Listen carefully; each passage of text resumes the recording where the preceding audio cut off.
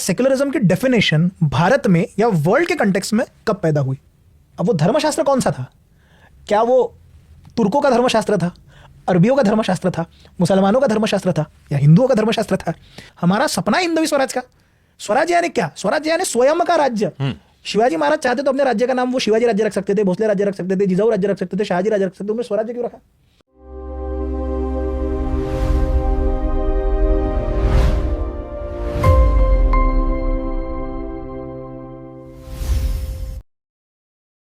इतिहास सिर्फ तारीखों और युद्धों का हिसाब नहीं होता, बल्कि जज्बातों, सपनों और संघर्ष की कहानी होती है जो एक जमीन के टुकड़े को साम्राज्य बना देती है।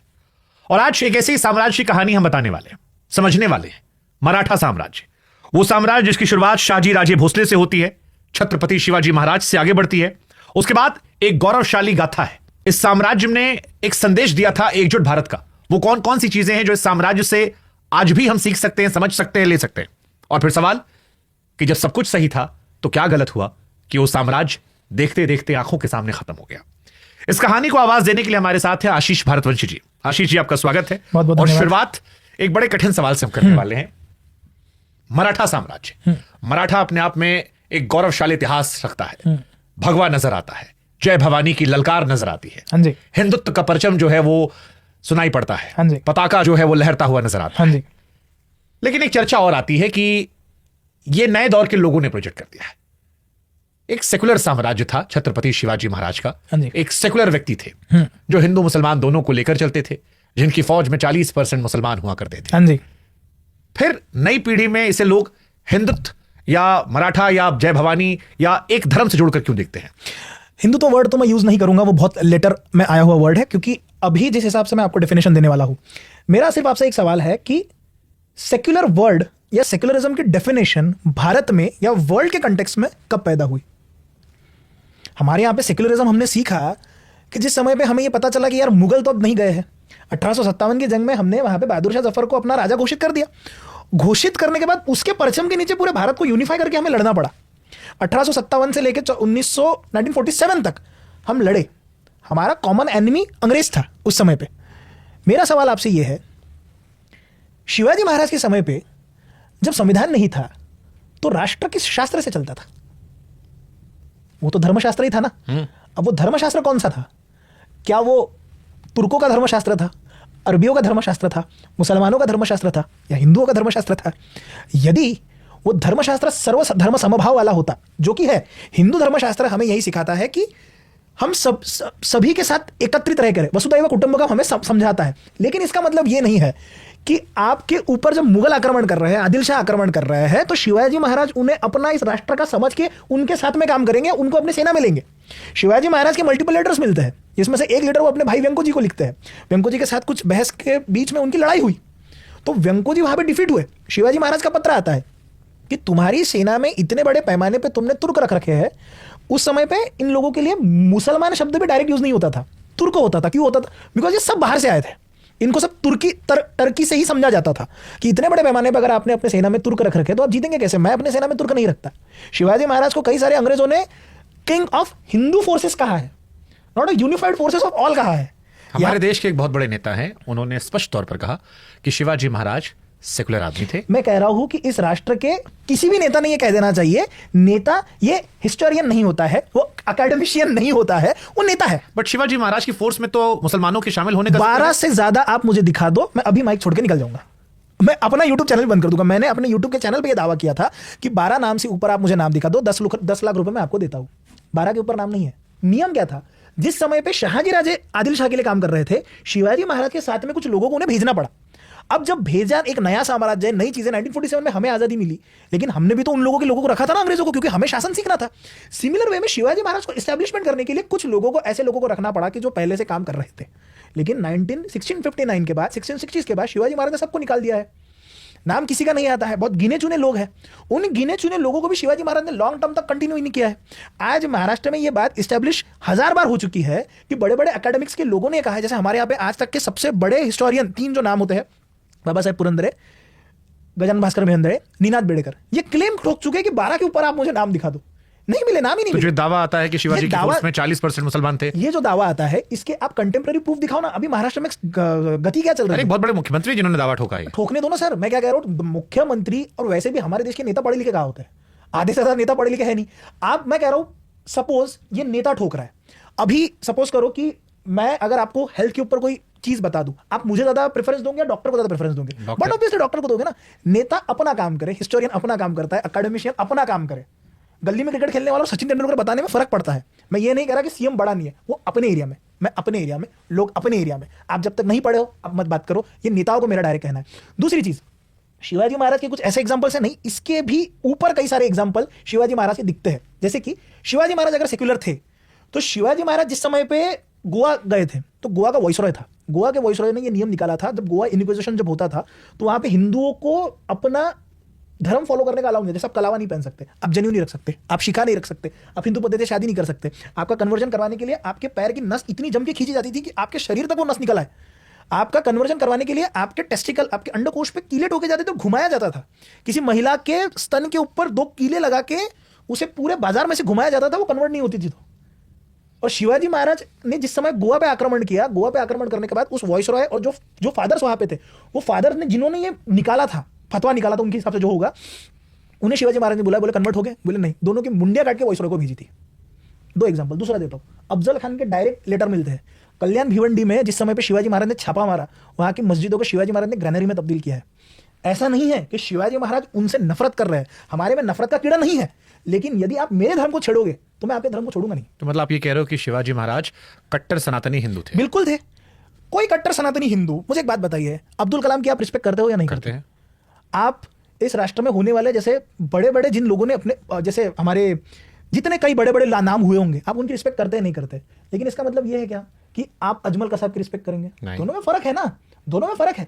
सिमिलर वे में छत्रपति शिवाजी महाराज का यह कहना था कि आप अपने धर्म के हिसाब से रहो, हमारे धर्म में घुसना मत। औरंगजेब का डायलॉग है कि शिवाजी महाराज किसी भी काफिर को, दूसरों की औरत को हाथ नहीं लगाता। ये सारे रिकॉर्डेड स्टेटमेंट है शिवाजी महाराज के। यहां तक कि शिवाजी महाराज ने इन वॉइसरॉय की मुंडिया काटी, लेकिन शिवाजी महाराज जिस समय सूरत पे छापा मारने के लिए गए, सूरत पे छापा मारते वक्त वहां पे एक चर्च था, वो चर्च के फादर बहुत गरीब थे, वो शिवाजी महाराज के पास दौड़े आए, बोले हमारे पास में इतने पैसे नहीं है, हम किसी का कन्वर्जन भी नहीं करते, हमें हाथ मत लगाना। शिवाजी महाराज ने सूरत पे छापा मारते वक्त दूसरे दिन जब सूरत जलाई थी, 3 से 4 मावड़े वो चर्च के बाहर खड़े थे कि इनके ऊपर एक भी आंच नहीं आनी चाहिए। विश्वास शिवाजी महाराज। अभी कल्याण की रानी, कल्याण का सूबेदार उनकी बहू को जब पकड़ के लेके आया तो ये कहानी प्रचलित है कि शिवाजी महाराज ने उन्हें छोड़ दिया। इसका हिस्टोरिकल रिकॉर्ड कुछ भी नहीं है, लेकिन ये कहानी शिवाजी महाराज के साथ में ही जुड़ी हुई है, क्योंकि वो कैरेक्टर दर्शाती है शिवाजी महाराज का। ऐसा नहीं है कि शिवाजी महाराज ने मस्जिदों को नहीं तोड़ा, लेकिन कौन सी मस्जिदों को तोड़ा? जहां पे मस्जिदों को तोड़ के, मंदिरों को तोड़ के मस्जिद बनाया गया था। आप जब भी साउथ में जाओगे, साउथ में शिव मंदिर है, फेमस है। यहां पे जब आप गोवा जाओगे तो वहां पे चर्च बनाया था, सप्तकोटेश्वर का मंदिर बनाया शिवाजी महाराज ने। तो आपका ये जो एक पर्सपेक्टिव से नैरेटिव फैलाया गया कि हाउ शिवाजी महाराज वो सेक्युलर, मतलब वो संविधान फॉलो कर रहे थे 1947 का। ऐसा नहीं हो सकता, वो धर्म। अच्छा, अगर शिवाजी महाराज सेकुलर, मतलब उससे परिभाषित किया जा रहा है कि हिंदू मुसलमान को देखने का नजरिया अलग अलग नहीं था, किसी एक धर्म के प्रति उनका झुकाव ज्यादा नहीं था, तो फिर शासक करते वक्त वो प्रजा को प्रजा मान रहे थे, हिंदू मुसलमान में नहीं दिख रहे थे। फिर अष्टप्रधान मंडल में एक मौलवी बैठा देते। अष्टप्रधान मंडल जो था उसमें एक भी मौलवी नहीं था। धर्म पंडित एक पोजीशन है, अष्टप्रधान मंडल में दूसरी पोजीशन नहीं है। शिवाजी महाराज तकलीफ नहीं दे रहे। आगे जाके कुतुब शाह के साथ में उन्होंने अलायंस फॉर्म किया है, नो डाउट इन दैट, लेकिन अलायंस में भी हाथ हमारा रहेगा, ऊपरी हाथ हमारा रहेगा और आपको जजिया देना पड़ेगा। शिवाजी महाराज का सपना यह था कि हिंदवी स्वराज नाम क्यों दिया फिर, कि हमें पूरे भारत में हिंदवी स्वराज प्रस्थापित करना है। शिवाजी महाराज के डायरेक्ट लेटर्स में यह आता है कि भाई मैं तुर्कों को नहीं मानता, मेरे फोर्स में मैं नहीं रखता। आपका स्टेटमेंट किस तरह से जा रहा है कि यदि आज अंग्रेज इस राष्ट्र में रह जाते तो कल को कोई नैरेटिव फैला देता कि भैया आजाद हिंद सेना में तो अंग्रेज भी लड़े थे सुभाष चंद्र बोस के साथ, जस्ट टू हम उन्हें अपने तरफ से एक तरह से हमें अपने साथ लेना उन्हें। ये पॉलिटिकल एंगल दिया गया है। इतने तो ऐसे प्रूफ मिले जिसका कोई संबंध नहीं मिलता है। महाराष्ट्र में बड़े बड़े हिस्टोरियंस के स्टेटमेंट चेंज हो रहे हैं, पिछले 2 महीने में चेंज हुए हैं।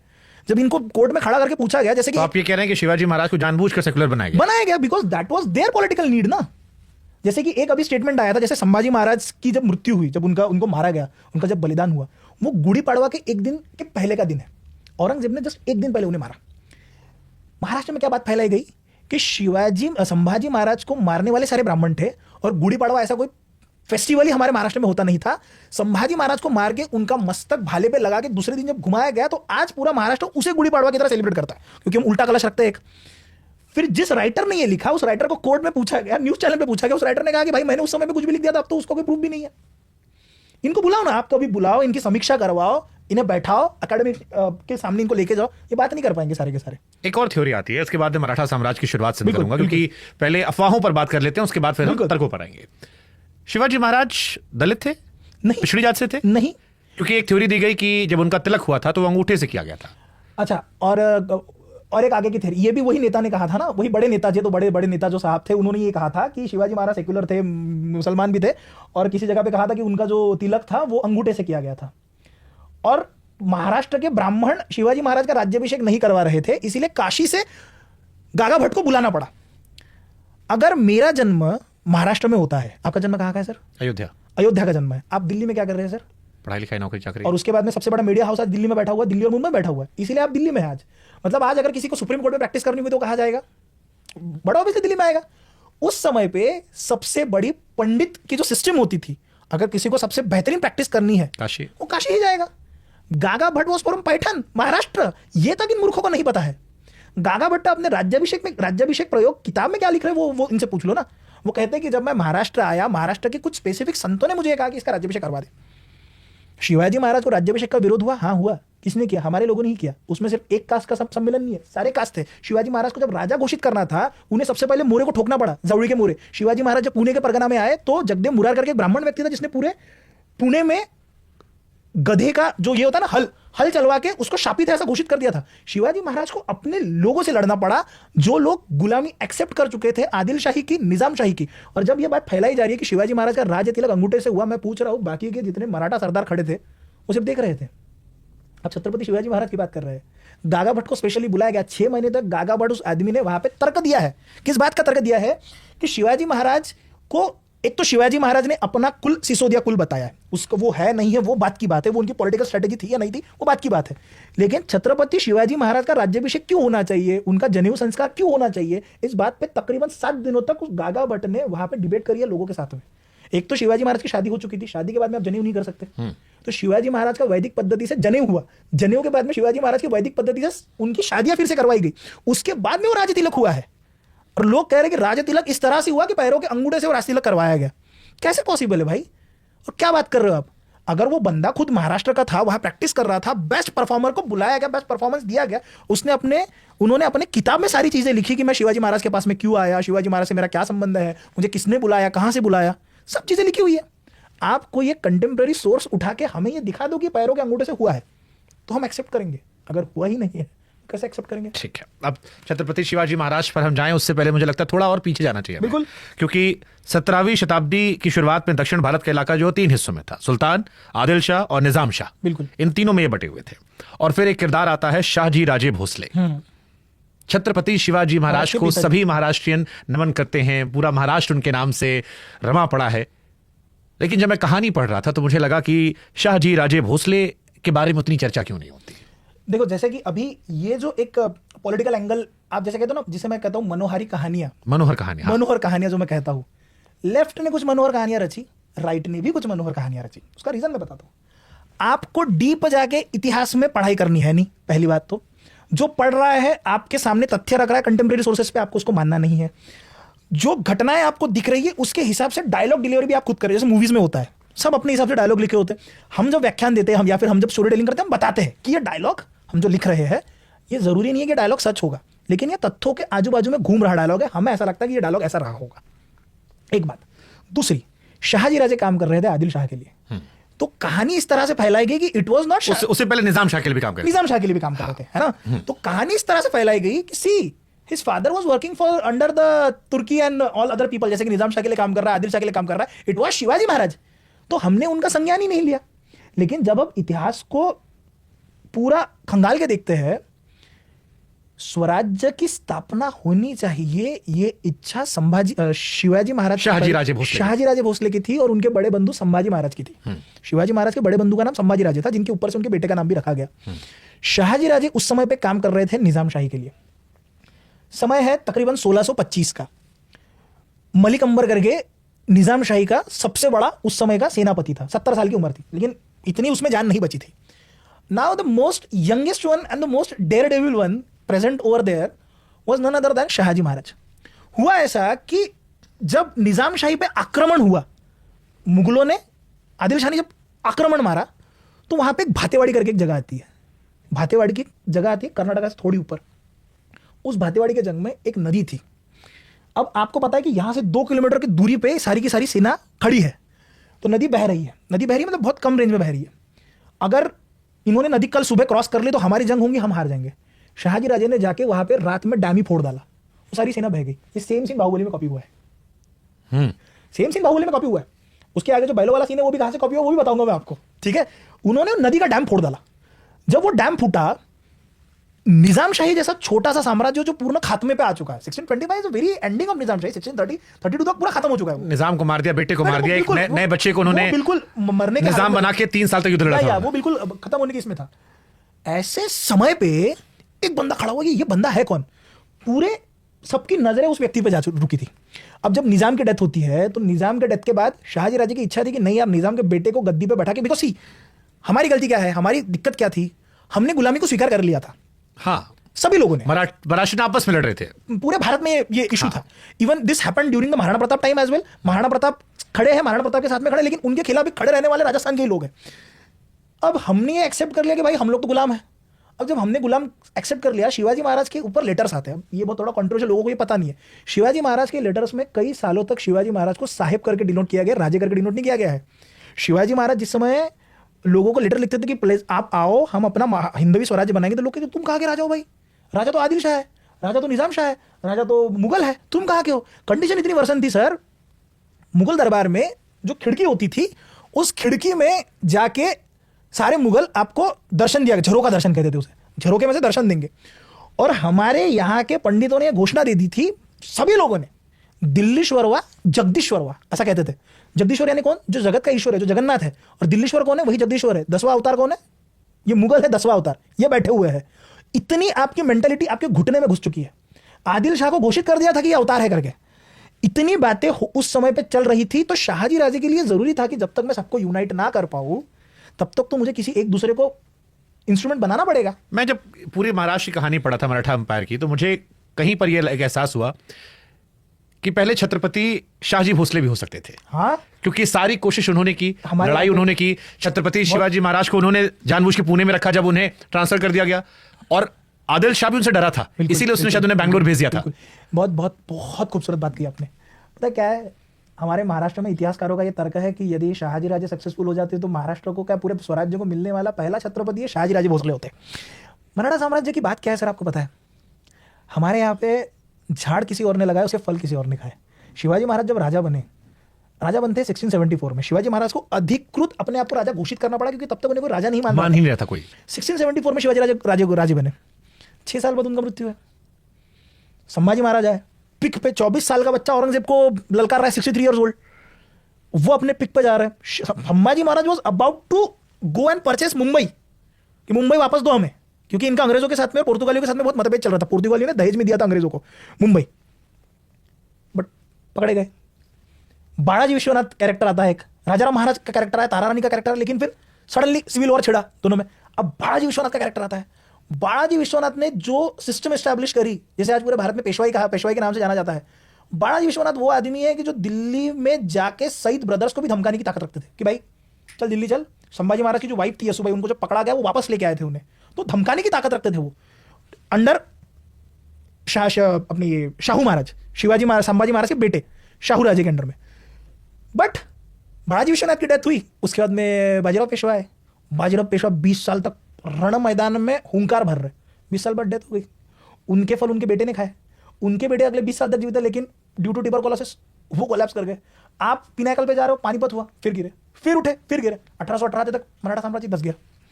कहने का तात्पर्य यह है कि यह हमेशा से पूरे भारतवर्ष में देखा गया है। राणा कुंभा ने, जैसे राजस्थान में अगर आप देखें तो राणा कुंभा ने कुंभलगढ़ बनाया, सारी चीजें बनाई, उनके बेटे ने विष देके उन्हें मार दिया। राणा सांगा जो अपने पिक पे जा रहे हैं, इतने युद्ध कर रहे हैं आंख खोने के बाद, राणा कुंभा के लोगों ने, मतलब उनके मंत्री संतरी ने विष देके मार दिया। हमारे यहाँ पे लेग पुलिंग की सिस्टम है ना सर, इसीलिए शाहजी राजे को यह बात पता थी कि मैं चला तो जाऊंगा, एक्सेप्टेंस मुझे नहीं होगा, इसीलिए मुझे किसी और को बकरा बनाना पड़ेगा तब तक जब तक मैं एक सिक्योर आर्मी खड़ी ना कर दूं। ऐसा कोई पत्र व्यवहार नहीं मिलता है शिवाजी महाराज और शहाजी राजे में कि ये दोनों में कोई संधान बना हो कि वो कह रहे हैं कि मैं दक्षिण में सबको पकड़ के रखता हूं, तू उत्तर में एक्सपांड कर। लेकिन ये 200% मैं दावा ठोक सकता हूं कि उनमें कोई ना कोई संधान रहा होगा, क्योंकि जितने भी सीक्रेट लेटर्स होते थे, जितनी भी डिटेक्टिव सिस्टम्स होती थी, उसका एक भी डॉक्यूमेंट अवेलेबल न ही है।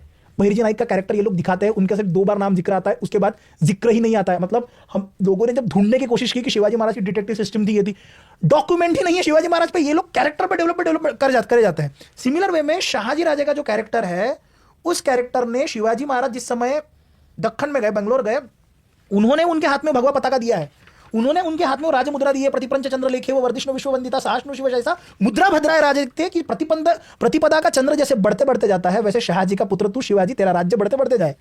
उसके बाद शिवाजी महाराज वो कंसेप्ट लेके आए, अपने बेस्ट मैन शिवाजी महाराज के साथ में दिए हैं। पुणे के परगना को आजाद करने की जब उन्होंने कोशिश की, आदिल शाह ने उन्हें वापस बुला लिया और कभी वहां पे जाने नहीं दिया। तो शिवाजी महाराज की मुलाकात नहीं है 12 और 13 साल के बाद, लेकिन शिवाजी महाराज इतने डेयरिंगली वहां पे जब काम कर पा रहे हैं, मुझे 200% लगता है कि इन दोनों में कहीं ना कहीं संधान रहा इसी होगा। पर मेरा सवाल है कि शाहजी राजे को आदिल शाह ने, जब मुगलों के साथ आदिल शाह मिला तो एक पैचअप हुआ, पैचअप होने के बाद शाहजी को भेज दिया गया बेंगलोर कि तुम आदिल शाह के हमारे नीचे काम करोगे। हालांकि वो वहां भी इंडिपेंडेंट काम करते थे, जितना सुना मैंने।